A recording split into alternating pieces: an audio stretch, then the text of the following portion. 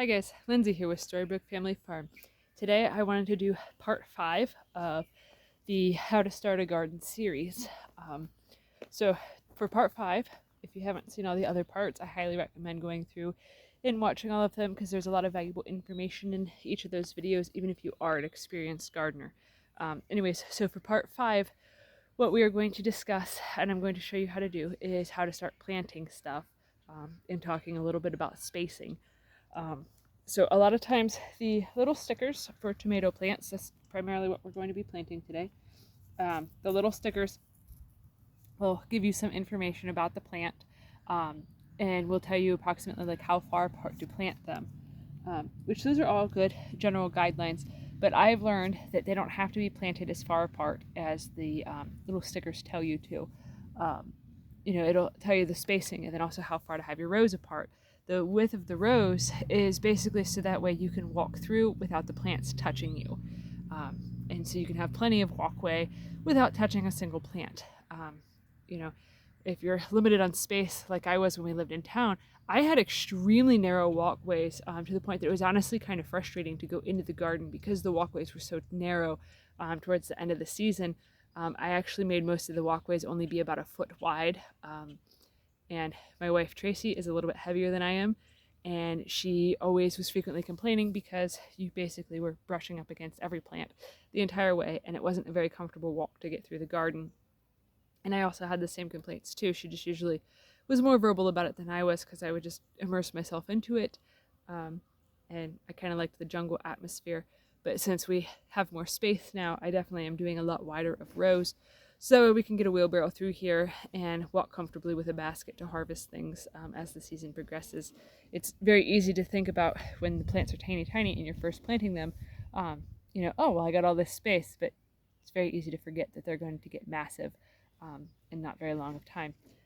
So I've found for me personally, the spacing that I usually do for tomatoes is I do a row of tomatoes and I space the plant approximately 12 inches apart, 12 to probably 18 inches apart depending upon the tomato.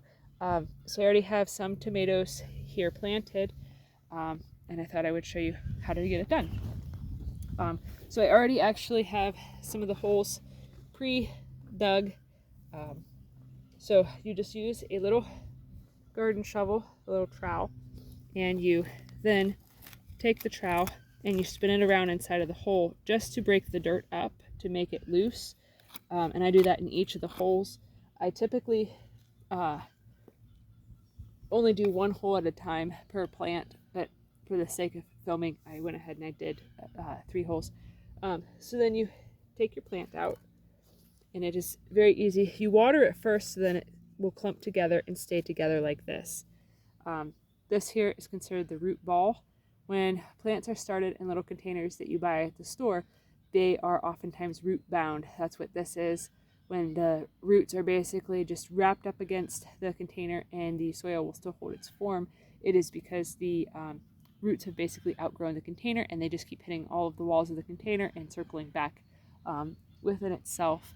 So what you do when this happens is you essentially just take your fingers and you very gently you loosen it up.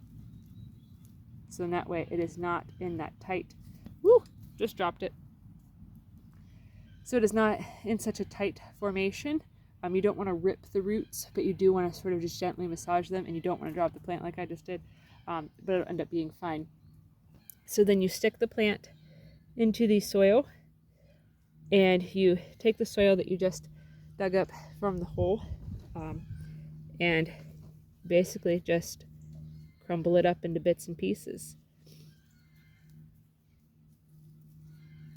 I don't know if you guys will be able to hear the chickens in the background, but apparently somebody just laid an egg and it's celebratory worthy. So they're all announcing that an egg has just been laid. They've been very verbal today, very vocal. So must be celebration time for them. But so then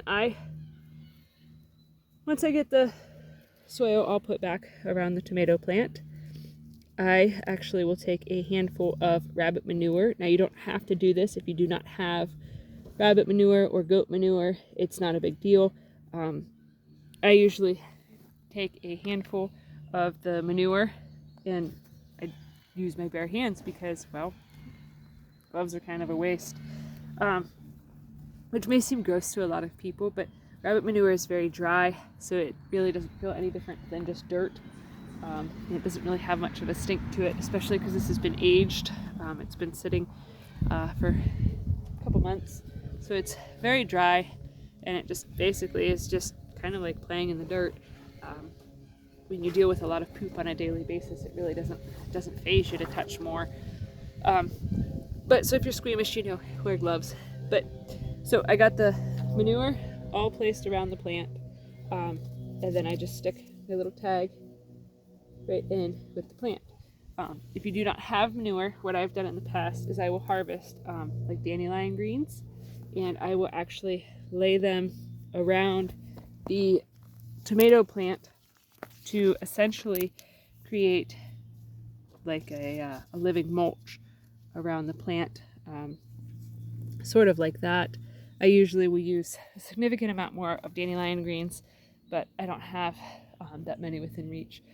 So what I do that for is, as the sun hits the plant, it'll cause it to dry out, and you don't want the soil to dry out. So I usually will, once I plant the plant, I will water it, and then I will add the dandelion greens to act as a mulch to keep it moist in there, so that way the roots can adjust very easily to being planted in the ground. They can have all the water that they need, and not be very stressed out. It is very stressful for a plant to first get moved. It's traumatic. Their roots get messed with and stuff. So you really got to baby them. Even if they're big plants, you still got to baby them when you first put them in the ground. But the dandelion green also, as it will break down, it'll also release a lot of calcium into the soil, which tomato plants need a lot of, to help prevent things like blossom end rot. So yeah, I will continue on planting tomato plants, to plant peppers and other things that come in containers like that. You literally do the exact same process. For me, with pepper plants, I plant them only about 6 inches apart, and I do like a zigzag row. So essentially you'll create a triangle, and then another triangle, and then another triangle of pepper plants. So it's like a double row, because they are perfectly fine with being relatively close together. Tomatoes, you can't do much closer than 12 inches apart. I've tried, but it actually increases the risks of like fungal diseases, like getting blight and things like that. So the tomatoes don't produce as well. So I found that about 12 inches apart, as long as it's a sunny, good airflow location, then that works out pretty well. So yeah, I have probably like over 100 more tomato plants to go. So I'm going to get busy. If you're enjoying this content, please give this video a thumbs up, share it on your social media, and subscribe to our channel. Thanks for watching. Have a good one, guys.